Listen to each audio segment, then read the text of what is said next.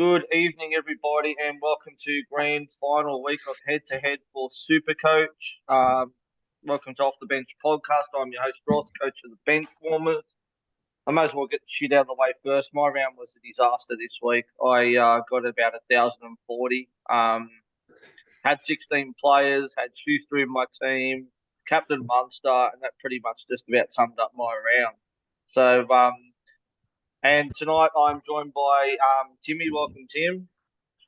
Evening, Roscoe. Evening, sports fans. Another cracking week. Had a 14.09. Been on the upward spiral, trying to get towards the top 1,000. Unfortunately, I think it's a bridge too far now. But yeah, getting close. I'm up inside the top 3% now. Up inside top 2%.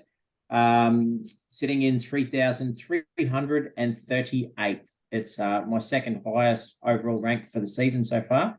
My highest was about 20 points, 20 places further ahead, which I think is about 2 points further ahead. And that was in round one. So, yep, still got a couple of trades to go.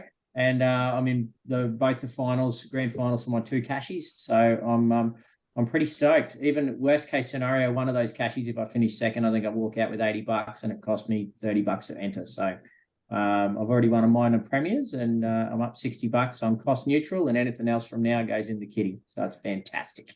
Oh, what do I do to have a trade, let alone have two? What a position to be in grand finals and have two trades left. Far out. The funny thing is, people kept giving me shit because I burnt all my boosts nice and early.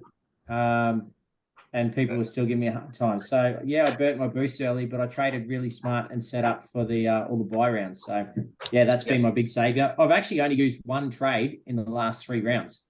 So one trade in total for the last 3 rounds. I've still got 2 to go. So yeah, so have I, but that's only because I only have one. Yeah.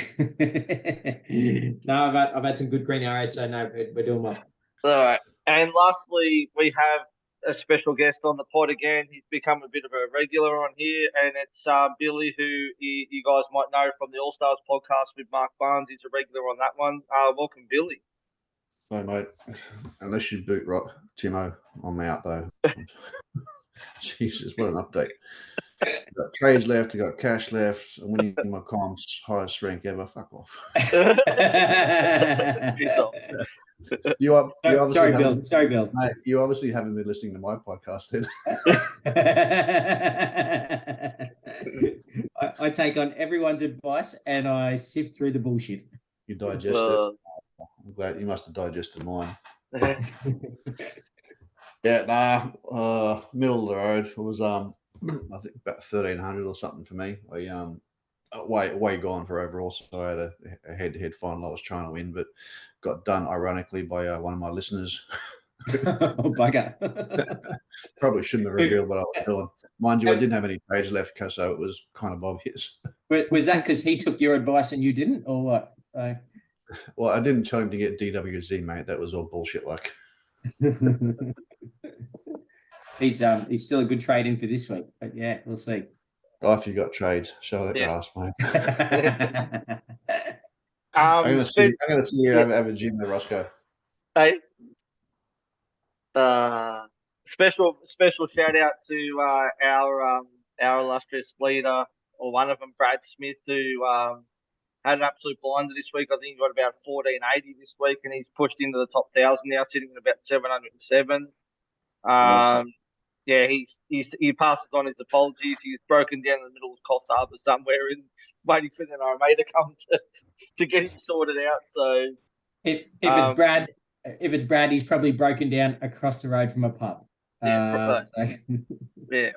I think he'll be doing all right. Oh dear. All right, let's go into some team listing. There's a bit of carnage this week. Some players, some teams are going to be well short, especially if you don't have trades this week. You've got Garrick out with a broken back. You've got all the Souths on the bye. You've got Latrell on the bye, but then suspended next week. You've got Teddy out with a Cat 1 HIA.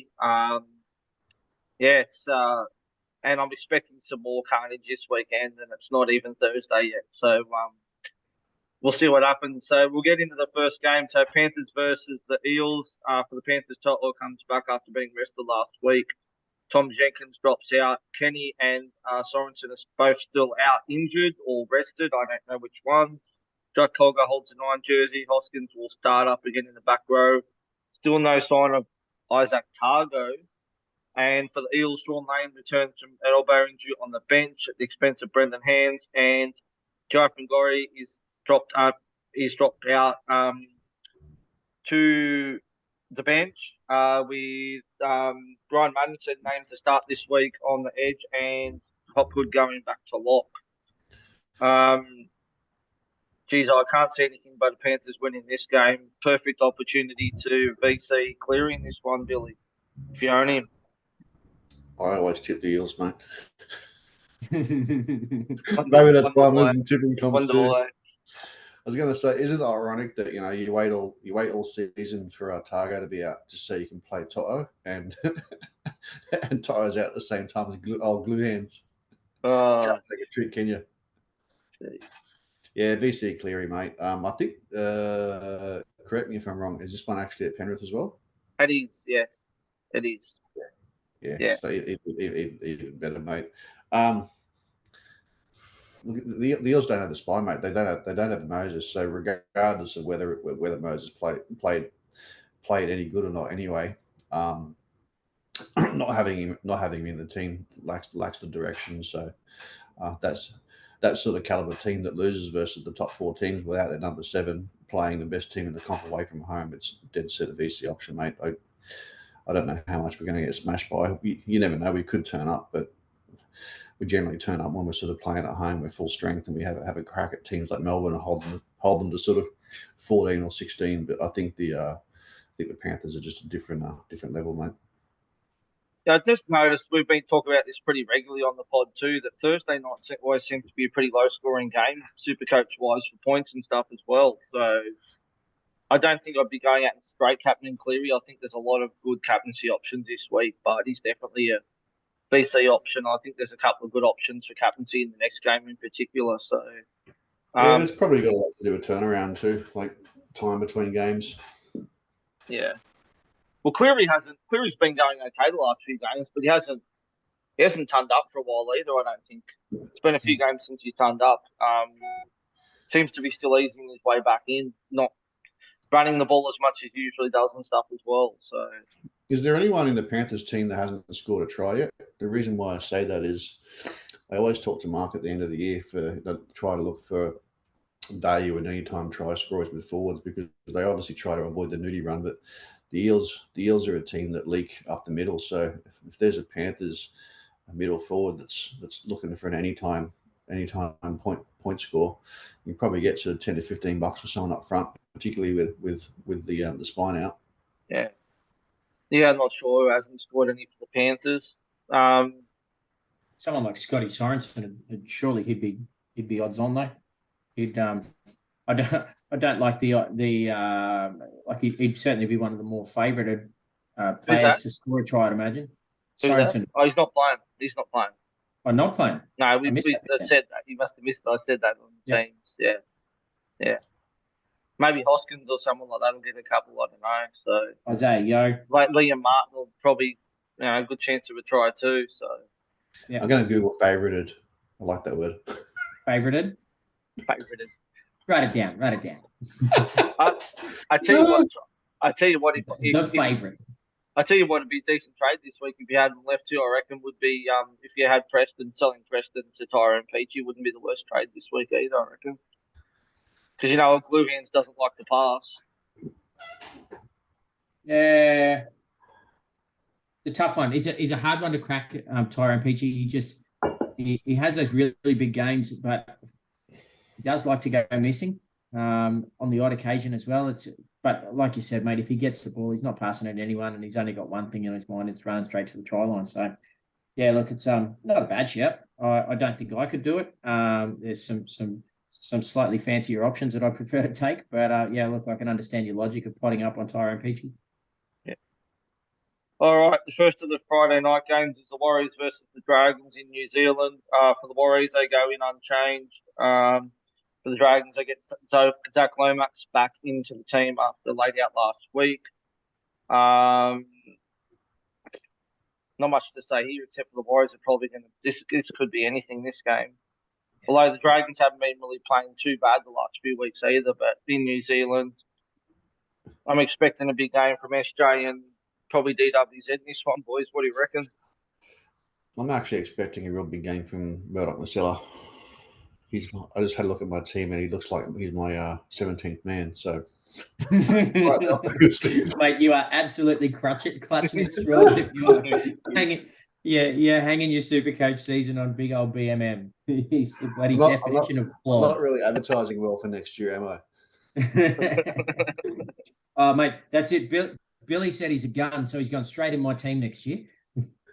What's your guys' thoughts on going early with the VC and C this game, possibly putting the VC on Cleary, obviously the first game? What do you reckon about Captain and DWZ in this game? Yeah, look, I can see the logic behind it. Absolutely, he's scoring tries for fun. So, and let's be honest, the defensive juggernaut that is definitely not the Dragons. I think this point score could be anything.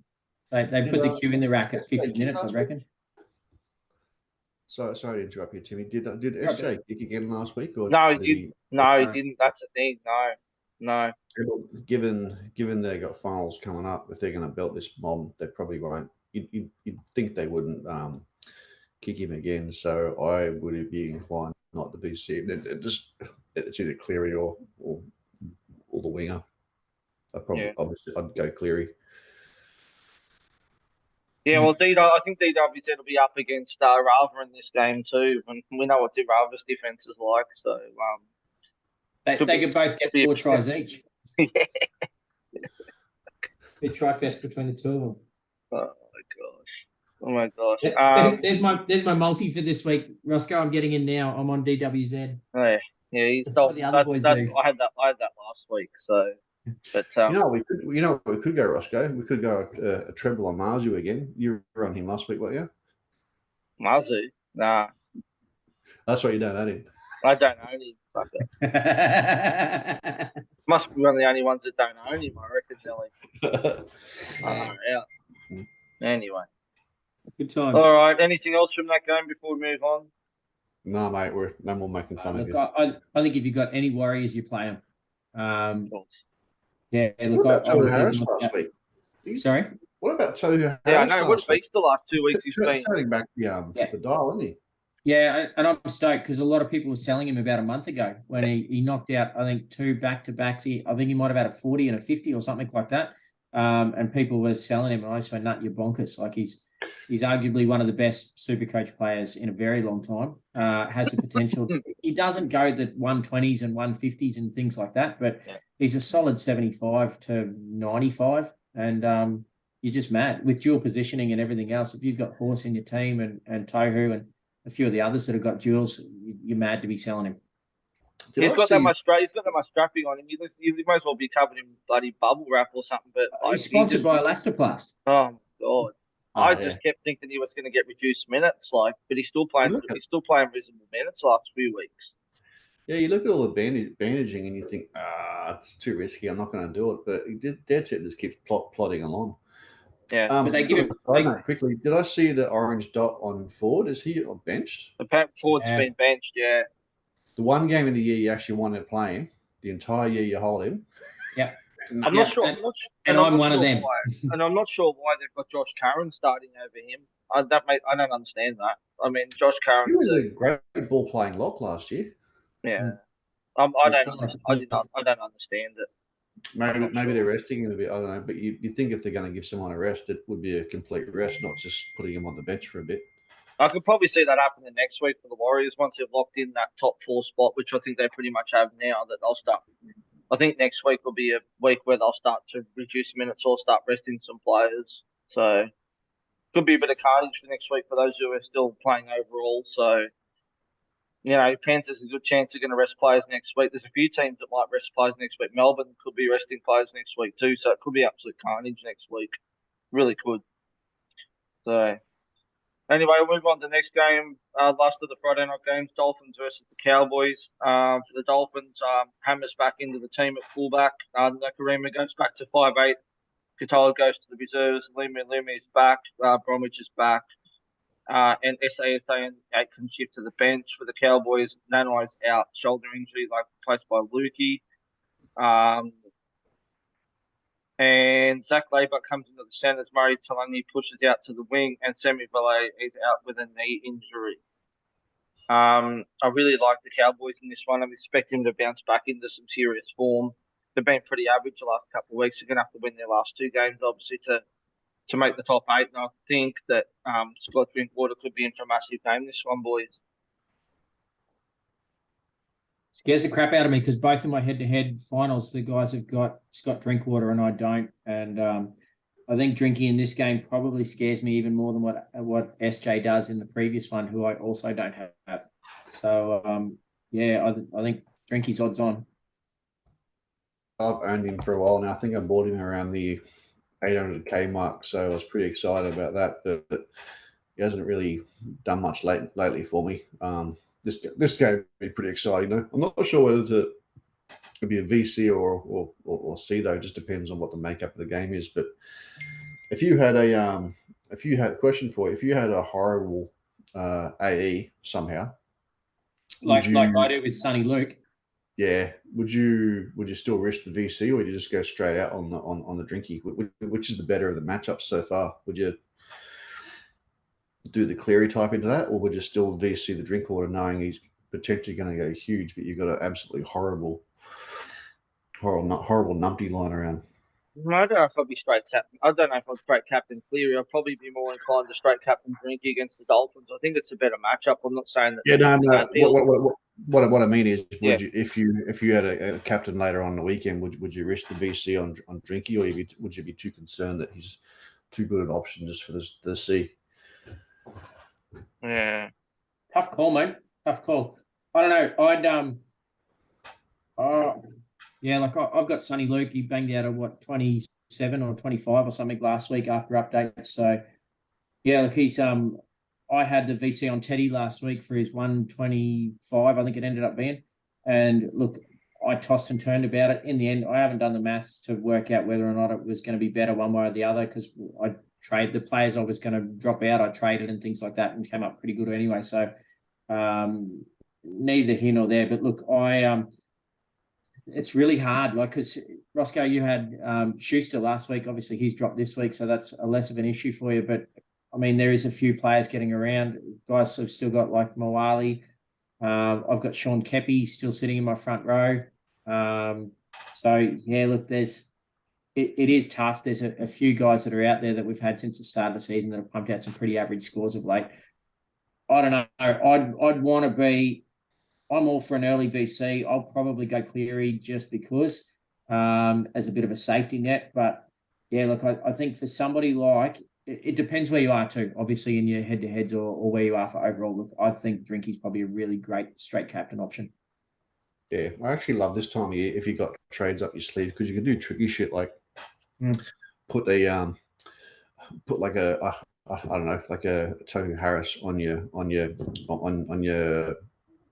bench without reserve. If he scores above sort of 65, sort of 75, you can trade someone else in your team out to enough later on and get that score. If he goes down and breaks your knee, gets to 30, you leave him there. And you usually crack your cash to trade up. Who are you going to trade up to enough anyway into someone worthwhile putting into your team? It's very similar with your VC stuff. Put your loop on someone. If it works, great. You're enough out the powder puff you're going to get. If not, same strategy. There's plenty of ways you can skin a cat, but I'd love to have trades. I would love to have trades this time of year and only have 16 or 17.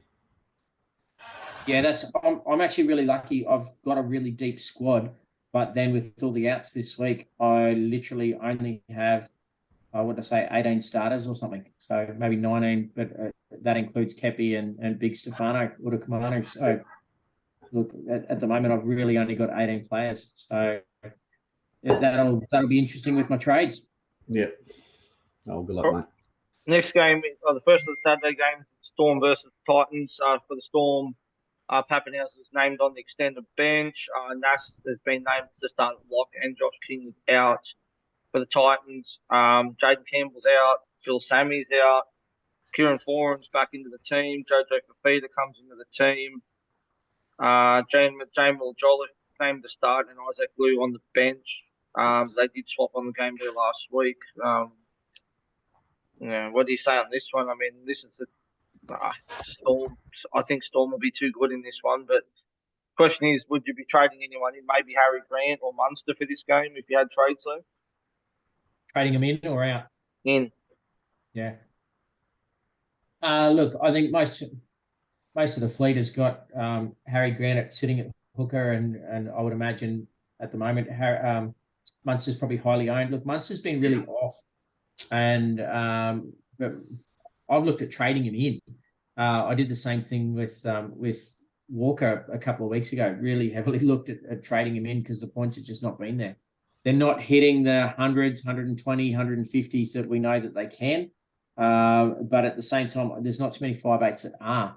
I was really hoping that Dylan Brown, when he came back, gave some kind of viable pod option, and there just isn't one out there. I think if you can get KP into 5/8, that's probably a better option. But yeah, look, as for Harry and Munster, I've got Harry. He's been a little bit underwhelming as well lately. He obviously has had a couple of good scores in the last month, but he's had a couple of pretty average ones as well. So yeah, it's an interesting one. The matchup that I'm really looking forward to in this game is Eli Katoa on the right-hand side of Melbourne's attack versus Fafita on the left-hand side of Titans' attack. So those two boys each are just going to belt the bejesus out of each other, and it's going to make for an interesting contest. I know a couple of guys that I'm playing head-to-head finals against have got both players, so it's going to be interesting. I can't see them both scoring well, but I guarantee one certainly will. Are you looking to bring in Elise Katoa in? Because I know you've got trades left. Is he someone you're looking at potentially? He's one that I really wanted to bring in last week and kick myself for not doing it. But at the time, my trade option was really going to be Cam Murray. It's a case of it was Cam Murray to Eli Katoa, and that was a really hard one to swallow. So, look, obviously Murray doesn't play this week, which is why I wanted Katoa, but I just couldn't do it. I had the cash here. I could have even gone Piakura up, but just decided against it. Decided better to keep two trades to the final and just use one last week. Hasn't the game changed? You go back 5 or 6, 7 years. This time of year, you're looking at bolstering your backs because you've already got, Highmarsh, Fenson, Gallen, Parker. No one deviate that too high. They were that high scoring, you didn't even bother deviating from them. Yeah, it's interesting though, because I think this round, especially with some of the matchups, like I'm thinking more that I'll be trading backs rather than, and might even be trading out guys that are playing and bringing in guys, obviously guys that are playing. But yeah, look, I'm thinking of going skinny in the forwards and bringing the backs in because I think some of the matchups scare the shit out of me with backlines of some of the other teams. It only takes 1 or 2 players, and it's not a second row that's going to score 140, is it?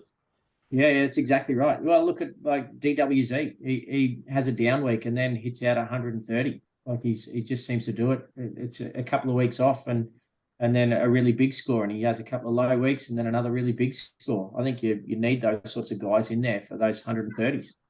Yeah. It's definitely a different season this year. It's definitely more of a 5/8 hooker, centre wing, fullback type season. Like you're not relying on your forward so much that you were in your previous years. They just don't have the upside that the backs and that have obviously got. So yeah. It's not your normal Supercoach season, that's for sure. We're in the season where we're trading out guns that we usually wouldn't trade out and stuff as well. So yeah, absolutely. Very different season. So all right, second of the Saturday games is Roosters versus the Tigers. So for the Roosters, Sam Walker's back for his first game since round 9. Hutchinson dropped out. Joey Mano goes to fullback with James Tedesco out with the Cat 1 HIA. Corey Allen comes in at centres. And JWH is back into the team, and Fletcher Baker moves back to the bench for the Tigers. Abby shifts back to the hooker with Will Smith at number 7. Jake Simpkins is out under HIA protocols. Still no Luke Brooks, so it looks like he may have played his last game for the Tigers as well. All I can say is that if you've got a trade left and you need a fullback or a 5/8, Joey Mano is definitely the man to get for this game. No brainer. I don't think anyone needs to talk about that. Yeah, I love it. We talked about this on our show a couple of times over the last 4 or 5 weeks. People were selling him like hotcakes, and I said straight up, by all means, I hope you all do sell because I'm glad to hold him on as a bit of a pod. I didn't even register earlier that he was at fullback, so it'd be Drinkwater VC into him. C would be the smarter option for me, but plenty of options this week. I just like those two. Yeah, I think this is where my sorry, Roscoe. I think this is where my captaincy is going to come from out of this game here. The only hard part is obviously the Roosters haven't been as pretty over the last few weeks as they have. But as soon as Joey Manu goes to fullback, like he's especially against a team like the Tigers and the outs that they've got, surely Joey can turn up for fun this round. It's like watching Targo go to fullback. Mine. Yeah. It's what about Appy's field goal, eh? How lucky He's a cracker. He's field goal, from the sideline. Sorry, not the penalty goal. Yeah, not the field goal. How it hit the crossbar and went over. Yeah. It was a cracker. My wife said, "Who's that kicking?" And I said, "Oh, that's the hooker." She said, "Does he kick?" And I said, "Not normally." And then watched him kick it over from 30. Well, he has been kicking over Brooks as well. I haven't really had anyone else there to do it. So, yeah. No, he did really well. And the pressure kick too. That's why you get paid the big bucks. Wear the captain's armband and take the kick from the sideline 30 out to win the game. Yep. Nice. Yep. All right. Anything else on that game before we move on? No, I think you could have any Rooster. I think even Sammy Walker might be a bit of a pod play for the run home. I think he could be anything. It depends on his fitness level, but if the Roosters are going to do anything in the final series, he needs to be fit and firing, and I reckon they're bringing him back at the right time. He's going to have a bit of a fire in his belly shortly. He will just be absolutely cutting sick. Probably not running 100 metres in the opposite direction like he did in his debut game, but I'm sure he'll be there to stake a claim to make sure that he's there if the Roosters are in the finals. They got South next week though, and then Supercoach is pretty much over though. So for all intents and purposes, be a bit of a tough one. But yeah, I know what you mean. I do like Tupu for this one too as well. So yeah. So all right, next game is I just lost where I was up to. Raiders the Raiders versus the Broncos. So for the Raiders, Josh White's been named amongst the reserves. Albert Hopperati's been named despite a rib injury. Corey Horsburgh's been named. Obviously, he was in the Cap 1, so he's good to go. For the Broncos, Adam Reynolds is out with a calf injury, replaced by Jock Madden, and Corey Oates comes back in, and Dean Mariner goes to the reserves. Corey Johansson's been added to the bench, while prop Martin Tapau has served his suspension, is listed amongst the reserves. Go to you in this one, Timmy. What do you think on this game? Do you think the Raiders are any chance? Last time could be the last home game, or will be the last home game for Jared Croker. For Jared Croker and also Jack Whiten too. So I'm expecting to turn up for this one. Will it be the last game for Jack Whiten? Is he? Well, it will be. Bit of talk in the news over the last few days about a possible U-turn, doing a DCE and pulling the pin, and maybe going back to the Raiders after Bunny's not having as good a season this year. But look, for me personally, this is the game. We played the Raiders over the Easter weekend, and they beat us. I was in the middle of the ocean yacht racing, so I didn't watch it. And then after I found out the result from my dickhead brother, who's a Raiders fan, I hadn't watched the game since. So, look, I've got no doubt this is one that the Broncos will have absolutely earmarked, as we've got to get some points back. Had they not lost that game to the Raiders, dead set, they are minor premiers. So, bit of a tough one, lost a game that they really shouldn't have. When they were in fine form too, I might add. So, look, a little bit of a danger game, but I think the Bronx are just going to be too good for this one. Yep, Billy? Yeah, I concur there. There's not really much you can add. I think Raiders obviously need to win this one. They'll go gun-ho. Reynolds out obviously hurts a little bit, but Walsh is just absolutely on fire at the moment. So do you think it's going to hurt Walsh too much not having Reynolds in the team? Do you think it will affect him much, like Supercoach wise for those? Well, I don't think Walshy sweeps off Reynolds like you see fullbacks sweep off guys like sort of Johnson. I think Reynolds is more of direct the traffic, put that bomb up at the last minute real high. I don't think he's more of a, hey, here you go, Reece, come through here. Reece's more pop up. Doesn't do the mileage that a lot of other fullbacks does, but seems to create something out of nothing as opposed to be there like Billy Slater at the last minute for an offload coming through the middle. I think he's more creative himself. Yeah. And Ezra Mams out the left-hand side where Walshy likes to run across from right to left. So I think that's more of a thing for him. Look, I actually really like Reece Walsh in this one. And with Teddy out, it's a possible trade-in for me. Go Teddy to Reece Walsh. I think Walshy can have a big game in this. The thing I've really loved about Walsh of late is he's not afraid to try things. He's obviously a young guy that is coming through and just he gives himself a really hard time. You see it in the games. You watch him on the field. He gets cranky when he makes mistakes, but then he'll come back the next set of 6 and do the exact same thing again. And that's what I really like to see in these young guys coming through, that they're not afraid to make mistakes. They learn from the mistakes. He fine-tunes his pass. He's been doing a lot of the really quick sweeping plays, but then going the overhead pass, like the rainbow pass, I call it, over the second row and over the centre out to the wing. He's thrown 2 or 3 over the sideline over the last 3 weeks, but he's also scored 3 tries doing exactly the same thing at the same time in the same game. So, look, he's like I said, he's one that I'm really looking at bringing in this week as a high ceiling player for this particular round. I think the Broncos are going to try very bloody hard to get those 2 points back from the Raiders. Yeah. Or I'm not going to hear the end of it from my brother if we get beaten by the Raiders twice in one season and it's like the only team we lose against. That'll suck balls. Just make sure you have your phone turned off if he does ring you or message you.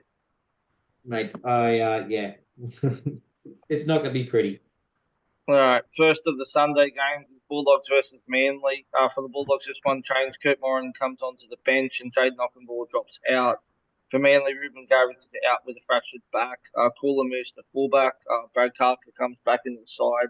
Returning from HIA, Ben Turbo comes back from head knock also. So Trelawney drops back to the bench and Josh Schuster drops out to 18th man, Mr. 800k a season. Not even playing first grade. And then Jordan Chan Kum Tong will make his debut Ken off the Tong. bench. He's finally getting a run. There's been a few raps on this bloke apparently, so he could be one to keep an eye on for next year. There's a few that are on the radar that are worth to watch for next year. You know, Mariner, I think's one. Sissa Wong's obviously another one as well. So I'm interested to see how he goes. There's a lot of raps on this bloke. See how he goes. So I think Bulldogs are a good chance to win this game. I think Manly got a few out, but it's the Bulldogs. Depends on what team turns up. I am a little bit frustrated that Garrick is out, and that's obviously going to affect a lot of teams this week, especially with some other popular players that are out as well. So, look, I've lost Garrick, and I tossed up selling him 2 weeks ago and kept him specifically for this game, which is a little bit frustrating, but it does make things easy to move around. Look, I'm really interested in Cooler going to fullback. He's one that's been talked up for a while as a possible future fullback if Teddy does hang up the boots, when he hangs up the boots or whatever is going on with him. So, look, this is going to be interesting for him. If you were looking for a pod play, you could go worse than Cooler against the Dogs, but it'd be a balls to the wall Hail Mary type thing. One I'm going to mention for this game that I don't mind is it'd be very hard to go there because like everyone's probably either got Hines, Cleary, or SJ, but I do really like DCE for their last couple of games too. You know, against Bulldogs, and I think they've got the Dragons last game. I think it is. So don't hate that as a bit of a pod play. Yeah, it is. Would you do it at the expense of the other blokes available at 7 though? Because he's in that 7 position only. That's the issue. I wouldn't be trading any of them out, but I'm just thinking if you've got someone else that you're looking to get rid of, but even then, you probably have Jerome Hughes maybe ahead of him as well, possibly too. So I'd have Hughes in front of him, but look, if you've got a trade left and your head-to-head relies on like let's say you've got Nico and you're coming from behind, and maybe Nico's a like for like player in both teams. So you could do worse than going Nico to DCE for a bit of a pod play in those last 2 games to try and snatch a head-to-head win. Yeah. Yeah, agree.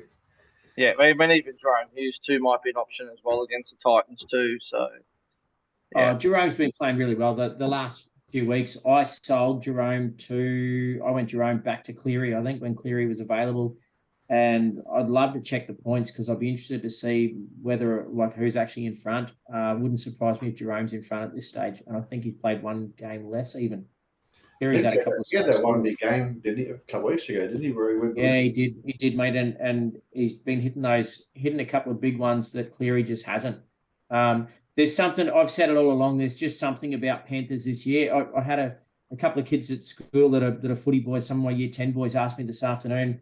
One of the boys was a Panthers fan, and the other one is a Broncos fan, and they were talking about it. And I said, look, after the way the Broncos have been playing lately, for ages, I've just thought the Panthers are unbeatable. And now the way that the Broncos are playing and just the lack of fear, I think if the Broncos could play the Panthers tomorrow and score a couple of early tries, I don't know. I don't think Panthers are the unbeatable team that they've been for the last two seasons. Don't get me wrong. I'm not saying they're shit, not by any means, but I think this year it's a little bit more level playing field than it has been for the last three.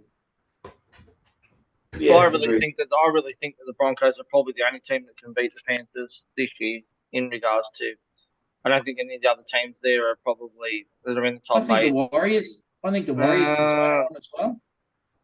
The Warriors don't necessarily have the stacked forward pack that I think maybe the Broncos do, but there's still plenty of weapons there. Yeah. All right, the last game is Knights versus the Sharks. So for the Knights, Jackson Hastings comes back into the team. Adam Clune drops out, and Sharks goes in with the same 17. How do we see this one pan out? I think the Sharks are starting to hit some form, but Knights have won 7 in a row now, and this is at home. Do we can we see anything but other than the Sharks, other than Knights winning this one, or what? I'd see both of them winning this one. I just like the Knights' momentum, mate. Ponga's in career best form. He just looks absolutely brilliant to watch. I wouldn't want to bet against him, particularly with Sharks' record versus top four teams. I know the Knights aren't exactly like a top four team, but they're playing like one at the moment. Yep. So I'd be taking the Knights, mate. Yep, Timmy. Yeah, look, it's I don't know, mate. This really is one of those traditional bloody toss a coin games. The way that the Knights have been playing, I don't think you can fault them at all. It's going to really depend on which Sharks team turns up. But mate, at the moment, it's hard to tip against the Knights. I'll tell you what, the way Ponga's carried this team, it's kind of synonymous with that 2009 season of Hayne. Just carried them for like 11 games straight to scrape into the finals and 8th spot, and they ended up running second to the salary cap drama. So it wouldn't surprise me if they go almost as close or just as close. It's hard to win from 8th spot, particularly with the form of the two previously mentioned teams, but they'll go close if they get into that 8. It's an interesting season because all the teams down the bottom, probably not the Raiders. I think the Raiders are probably the only team in the 8 that, I don't know, there's just something about them. They just don't really scare me. It's as if they don't deserve to be there or something. I don't know. You look at how sexy a team is, I guess, and go, the Raiders are just not that flash. And you look across their numbers, 1 to 17, and go, you got some has-been forwards and maybe some young guys coming through, but you look at it and there's nothing too scary about the Canberra Raiders. You look at every other team and you go, well, like the Bunnies have got Cody and Latrell and Murray and you look at the Roosters and they got Teddy and Manu and Tupou, and like it's just every team's got half a dozen good players. You look at the Raiders and go, yeah. Their back line's pretty average too, I reckon, the Raiders as well. So yeah, look, I think the Knights. I think if the Knights finish in the bottom of the 8, look, they're a team who I wouldn't want to play them in finals footy. I think they could do anything. I think the Sharks are really just the Nico train and see what happens from that. But I think the Knights really could give the final series a bit of a shake-up. Yep. All right, well, that's all the team changes and that for this week. So, Timmy, we'll just quickly go through the off-the-bench leagues. So Yep. I'm looking at the league that I'm in now. So in the grand final, we've got Matthew from NG8 versus Alan from Roosters to win in the head-to-head grand final. Yeah, MG, he's actually one of the guys that I got into that. MG is I've been playing in a head-to-head cash comp with for years. Boys from Gladstone, I think he's initially from Sydney or Brisbane, and just an extra of an extra come in. So yeah, look, MG Matty, he's done really well over the last few years. So yeah, I'm not sure who the opponent is, but yeah, MG all the way. What about in your final, Timmy, for your league? Who's in your? Yeah, look, this is an interesting one. Again, I actually managed. I finished second in our comp behind Dan from Supercoach Tragics, and then actually knocked Dan off last week in the semi-final. So in the major semi, we got to 1 versus 2, and then I can't remember what the other guys were, but I don't think it was 3 and 4. So yeah, look, I gave Dan a bit of a touch up last week, which was good to see. He beat me earlier on in the season, so I was glad to give it back to him. So yeah, look, this week I've actually got another mate of mine from Gladstone, Phil Young in the Banyo Avengers, so another Brisbane boy up here in the Timmy O off the bench league. So it's going to be an interesting final, Youngie. I beat you a couple of weeks ago. I think you beat me the week before that. Strangely enough, in the last 3 weeks, I've played him in a semi-final. So it's yeah, one each. Wow, that's good. All right, so the off the bench overall group, current top three is Luke from the Tradeaways in 40th overall at the moment. We've got Rod from the Squirrel Grippers in 162nd, and Adrian from NRL Supercoach Pro in 166. But there's not much in that with a couple of rounds to go between a few of those guys. So good luck to one, Luke. Keep going, mate. You're doing well in 40th there. Yeah, so well done, guys. Impressive. Yeah, look, it's the head-to-head comps have been really good. If I was more prepared, I would have checked out who was in the final for the kids comp. But I actually think the kids comp got filled with about half a dozen grown-ups in the end, and I think the kids all got rolled out of it. So I will double check that for our show later on in the week, and I'll bring some kind of report from that there. I don't have the young blokes login details, so otherwise I'd jump in and check it out. But thanks very much to all the kids who did get in the kids league this year. We will have things a little bit more formal next year. And I know I've got a lot of interest from the school that I work at for kids that want to get involved. So yeah, some of the guys listen to the podcast, which is a good thing and a bad thing because their teacher swears a little bit. Something I can't do in the classroom, but I can certainly do after 7:30 at night time. So the kids comp will definitely be much bigger next year. And yeah, we might organise some prizes and things like that as well. What's better than cursing and drinking? That's exactly right. Yeah, a glass of red wine and some swearing from the teacher. And lastly, of course, thank you again to our sponsors, Bluebet. They've been fantastic this year. Unfortunately, we've only got one multi up so far, but it was better than nothing. It was $800, which I've had a few phone calls from the hospital to say thank you for the donation. So, guys, thank you, appreciate that. To get I think officially last weekend was the first weekend of the whole thing where I haven't got one of our 5 legs up. So I had Daniel Tupou in the Roosters game, and the prick didn't score a try. So I think we only got 2 legs up last week. One was DWZ, which I picked, and I think there was one other. I can't remember who it was, but again, awesome. Thanks, Brett, and the guys from Bluebet. You guys have been fantastic, and we're going to roll on to obviously the BBL. We'll be doing podcasts there. We'll try and get players back on like we did last year, and hopefully we can get Bluebet to continue their sponsorship with us for that and roll it through with it. So again, thanks guys. It's muchly appreciated. Everyone appreciates it. A lot of feedback back from the members of the group saying how fantastic you guys are, and it's muchly appreciated. Honestly, it really is. So thank you very much, guys. It's muchly appreciated. So yeah. Awesome.